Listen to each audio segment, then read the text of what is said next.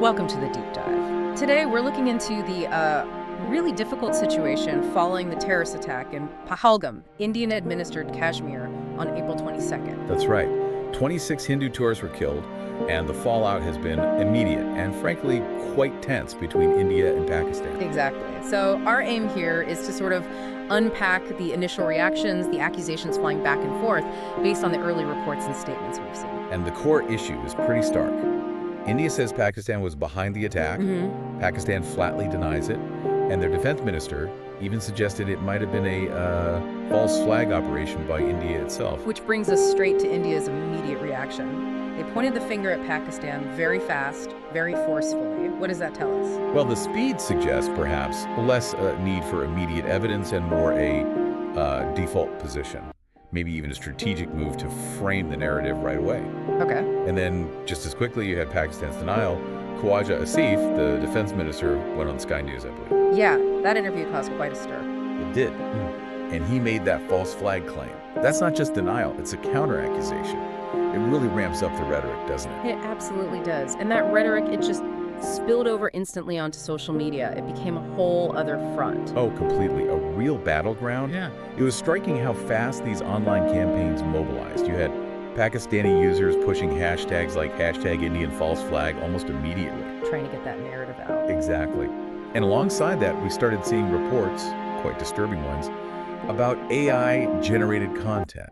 Things mocking Indian leaders, distorting what actually happened. Which really highlights how information or misinformation is being weaponized in this. Precisely. And India's reaction to that online activity was pretty decisive, too. Right. They didn't just ignore it. No. They banned Khawaja Asif's X account, platform formerly known as Twitter. And they blocked, I think it was 16. 16 Pakistani YouTube channels, claiming they were spreading misleading info. So India is actively trying to control the information flow, at least within its reach. It shows how seriously they're taking this information war aspect. And while all this is happening online, there's talk of real-world consequences. Military retaliation is being mentioned. Yes, and that's always a serious concern, especially given the history.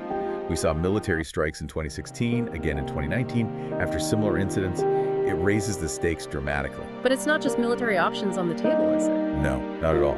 India seems to be considering other sort of non-military, but still very significant actions. Like downgrading diplomatic ties. Exactly. Pulling back ambassadors, reducing embassy staff that sends a very strong signal.